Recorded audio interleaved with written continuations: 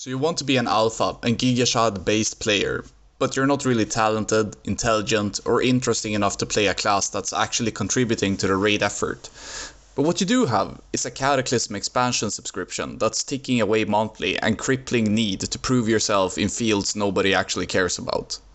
Luckily for you, this is all you need to become an enhancement shaman one trick, and this video is for you.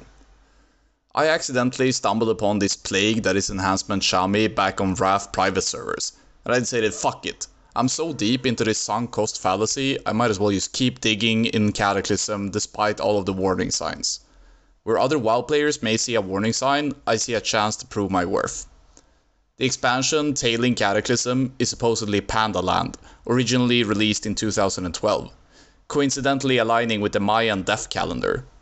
Maybe that's a coincidence, but I'll treat this Cataclysm expansion as my last chance to WoW classic greatness, and I'm all in this Shaman El Bozo pack that I'm smoking. As the expansion has been out longer than the legal abortion limit in Sweden, I can't really go back on my investment, and I plan to father as many shamans as possible in the time that I have. I will depict my guide into layers of despair in the melting iceberg that is enhancement shaman theory crafting. Level 0, the sky above.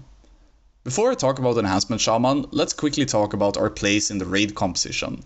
With the introduction of Cataclysm, it was clear Blizzard wanted to help struggling raids to get all available raid buffs without needing to find that missing piece for the raid comp puzzle. As pretty much everybody gives pretty much every buff imaginable at this point, traditional buffing classes like Moonkin, Retribution Paladin, or enhancement shamans find themselves unemployed and not necessarily getting a free raid spot anymore as they might have before. The best way to think about your place in the raid as an enhancement shaman is that everybody is your competition.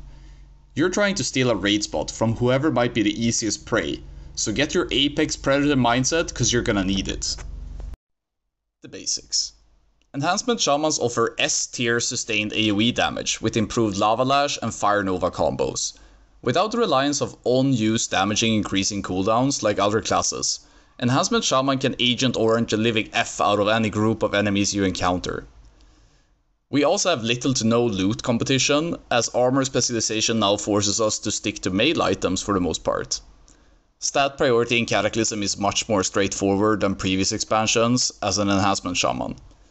Due to our talent specialization, we can completely turn off our brains, install the Reforged Light add-on, set the speed to 1, perform a ritual best described as a CPU exorcism to burn this unoptimized game to a crisp, press calculate, press the check mark, and lo and behold, you now have the optimized settings for your current gear.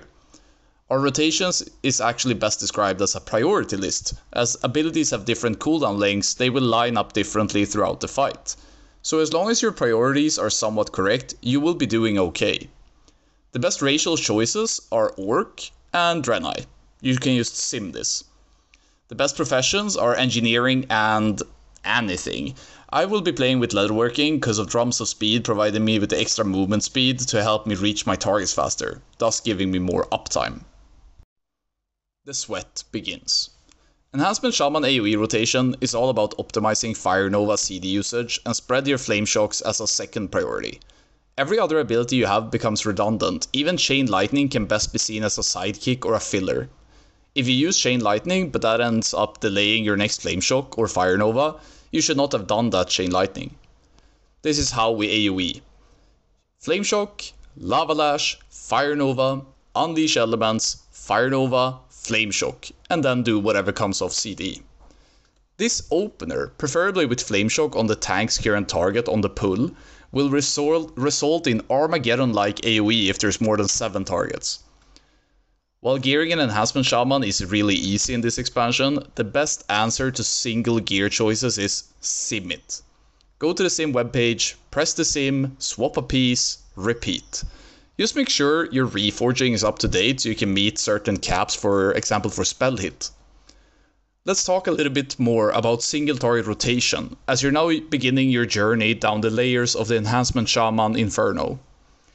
In chess, there's a moment in the game that chess masters like Bobby Fischer refer to as "now the game begins."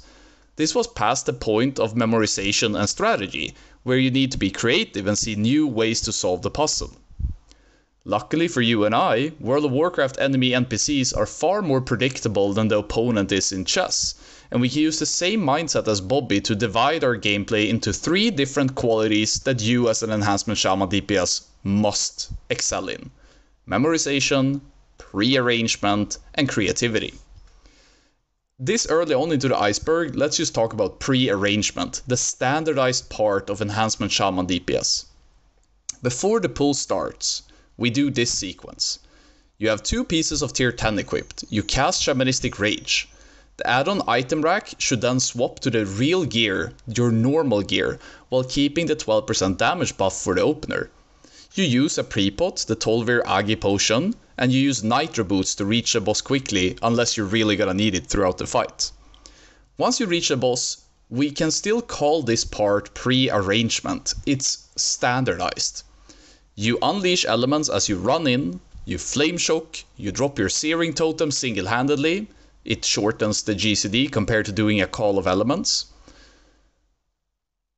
Storm Strike, Lava Dash.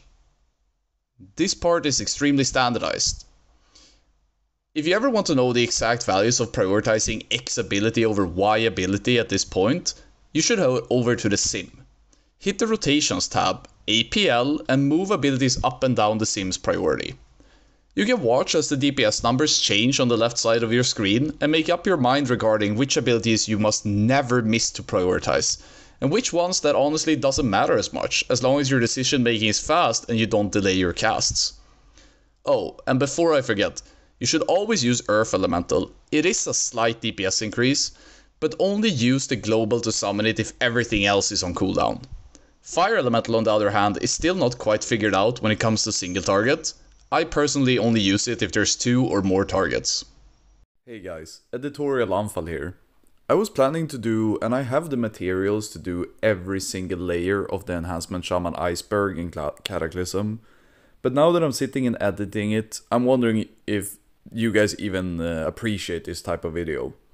I know there's been people in my Twitch that have been asking me to make some sort of commentary or guide. I'm thinking this is a more fun way for me to do it. So we went through some of the levels today. My plan that I have material for right now is that there are 9 levels that get more and more despair, anxiety, and finally we reach a stage of enlightenment.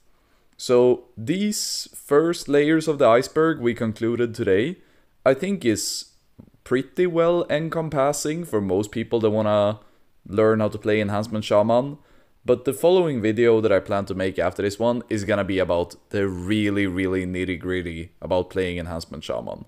So if you guys wanna see more about the deep sweat of playing this class, but also the existential dread of playing something that is suffering in this expansion, I have that ready, but I'm not sure if that's something you guys wanna watch.